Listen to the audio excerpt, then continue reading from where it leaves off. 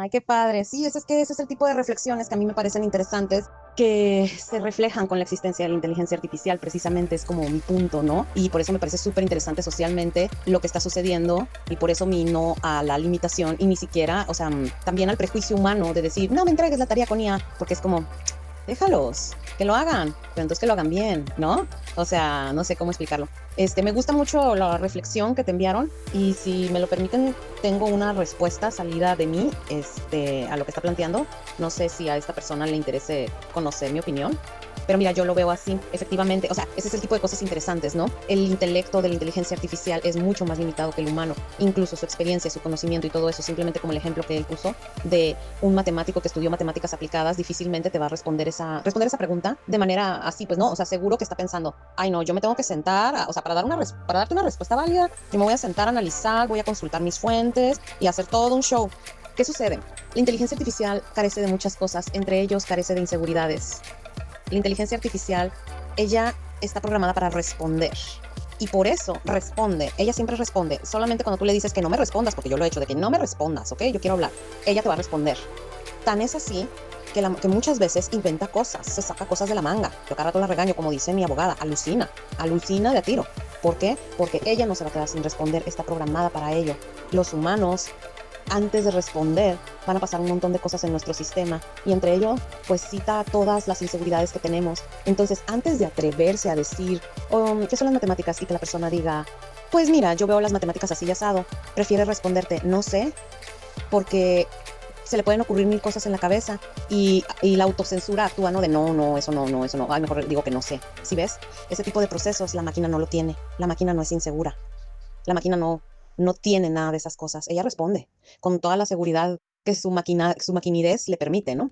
Ese es, o sea, el tipo de cosas donde se notan las diferencias entre una persona y una inteligencia artificial. ¿Qué resulta? Viéndolo desde un punto de vista ingenieril, para ciertas cosas es más útil una respuesta a la que sea, que la respuesta que haya pasado todos los filtros de tus prejuicios, tus inseguridades y todo eso. O sea, la respuesta que como humano quieres maquillar, quieres dar como respuesta correcta, como respuesta aceptable, como respuesta que no involucre el riesgo de que van a decir que soy un tonto, un esto, un lo otro, que no sé.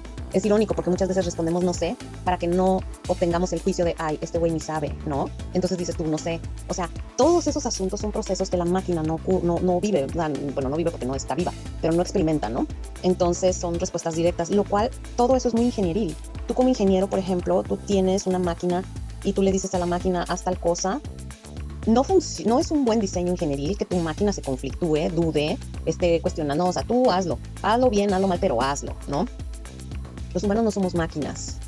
Entonces, es muy probable que la mayoría de las personas que respondieron no sé, pudieran darte una respuesta mucho más interesante que la que dio la inteligencia artificial. El problema es que te la den. O sea, el proceso cognitivo del humano es mucho más complejo, es lo que trato de decir, ¿no? No es tan directo. Entonces, ese es el tipo de cosas que a mí me parecen interesantes que revela la inteligencia artificial. De hecho, en este último libro que estoy escribiendo, pongo algunos ejemplos que no son como este en particular, tienen más que ver con el lado emocional y como cómo es una ventaja tener una máquina que no tiene sentimientos y cómo es que al final de cuentas no es deseable que los humanos operemos así, ¿sí? Pero ese es el tipo de cosas a las que voy. En cierta forma, la máquina, dentro de sus limitaciones, hay ciertas características, bueno, hay muchas, ¿no? Pero ciertas características humanas le permiten, ¿cómo decirlo?, avanzar. Estoy siendo muy burda, ¿no? O sea, como darte una respuesta. ¿Qué son las matemáticas? Tú pregúntale, ¿qué es el amor? Te va a dar una respuesta. Y pregúntale, ¿qué es el amor? 15 minutos después y te va a dar otra. Y en cambio, muy probablemente los humanos terminen respondiéndote, no sé. Y sin embargo, yo estoy segura que la mayoría de las personas no es que cuando tú preguntas qué es el amor, qué son las matemáticas y todo eso, en su cerebro, en su mente, en su sistema y en su proceso cognitivo hay un espacio en blanco, así, ¿no? Oyes unos grillos, cri, cri, cri. Yo sospecho que en la gran mayoría de los casos están ocurriendo 20,000 propuestas internas como, bueno, es que el amor es esto, lo otro, ¿no? Y todos unos arbolitos de pensamiento. Y al final de cuentas terminan con, es que no sé, bye, ¿no? O sea, pero si te fijas el montón de factores que tuvieron que intervenir para dar una respuesta como esa, factores que no tiene la inteligencia artificial, yo te aseguro que hay un montón de juicios internos que impiden que una persona de una respuesta. Juicios que pueden ir desde, no, esto es una tontería, no, se van a reír de mí, no, van a decir que soy tonto, esta no es la respuesta correcta, este no sé qué. Todo eso no le sucede a la inteligencia artificial. La inteligencia artificial no pasa por esas cosas, ella responde y le vale gorro. Ahora, ¿qué sucede? Tú le dices, si ella te responde una cosa ridícula, tú le dices, eso que acabas de decir es una ridícula, es una tontería. Aquí viene la otra cosa, no se agüita, no se ofende, no dice nada, dice, bueno, ok. Los humanos, por ejemplo, si damos una respuesta y luego el otro humano dice, eso es una tontería, incluso si la máquina nos dice, eso es una tontería, entramos en otro proceso de conflicto, pues, porque somos más complejos, ¿no? Pero entonces el resultado es ese, ¿no? El resultado es que la máquina sí te puede dar una respuesta a qué son las matemáticas y el humano difícilmente, ¿no?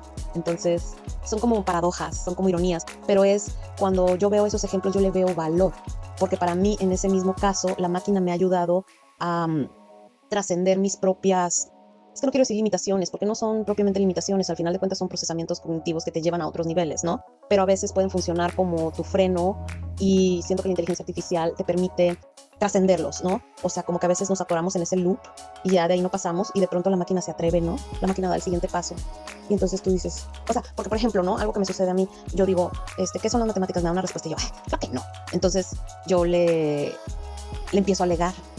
Y esa conversación no la tendría con otro humano, porque probablemente yo le pregunto, ¿qué son las matemáticas? Y me dice, no sé. Ya, hasta ahí llegamos, ¿no? A lo mejor puedo decirle, oye, ¿no has pensado que esto y lo otro? Y tal vez la persona me diga, a lo mejor. Y a lo mejor no es que a la persona no le interese, pero estamos muy condicionados socialmente. O sea, sí me explico como de que la otra persona, si yo le hago una propuesta de que, oye, pues ¿no has pensado que las matemáticas son esto?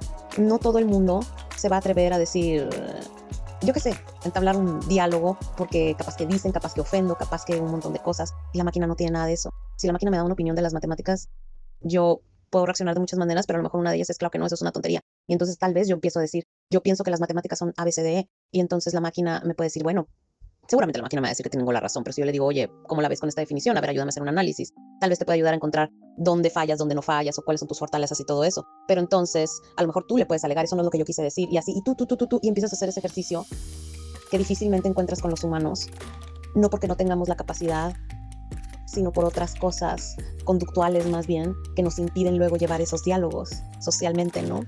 Entonces, a mí eso me parece bonito, me parece liberador, me parece que libera al humano precisamente. Y porque no hay que olvidar que si la máquina dio esa definición de las matemáticas, no es una respuesta maquinaria, es una respuesta basada en el modelo de pensamiento humano. En cierta forma, cada que la máquina responde, está respondiendo como un consenso humano, no como una máquina. La máquina podría decir algo así como, pues yo no sé, pero lo que yo concluyo es que la humanidad opina esto. Eso también nos lleva a otra cosa. No es como justa la comparación entre máquina e individuo humano, porque la máquina es la voz de millones de personas y por eso puede sonar más inteligente, más sabia, más no sé qué tanto, pero entonces es una máquina a la que nosotros cuando tenemos acceso a la máquina no tenemos acceso a un código propiamente, tenemos acceso a la sabiduría popular o el pensamiento humano, pero estructurado de una manera digerible, por así decirlo, y eso es una maravilla. Pero si te fijas que sigue siendo humano, el modelo es humano, la respuesta es humana, lo que hace la máquina es compilarlo y acomodarlo, pues. Y en cierta forma, pues dicen que dos cabezas piensan mejor que una, y entonces hacer un consenso de millones de estructuras cognitivas humanas probablemente te dé mejores respuestas que lo que te daría una sola persona, ¿no? Sobre todo porque estamos hablando de un procesamiento cognitivo que además pasa por filtros de estructura y todo eso. Ya eliminaste a lo mejor los pleonasmos, ya eliminaste las muletillas y todo eso. Eso es formato. Entonces, no está mal y no es amenazante, es al contrario, para mí, es la máquina que nos permite a los humanos llevar nuestro propio pensamiento al siguiente nivel. Y eso es una maravilla, ¿no?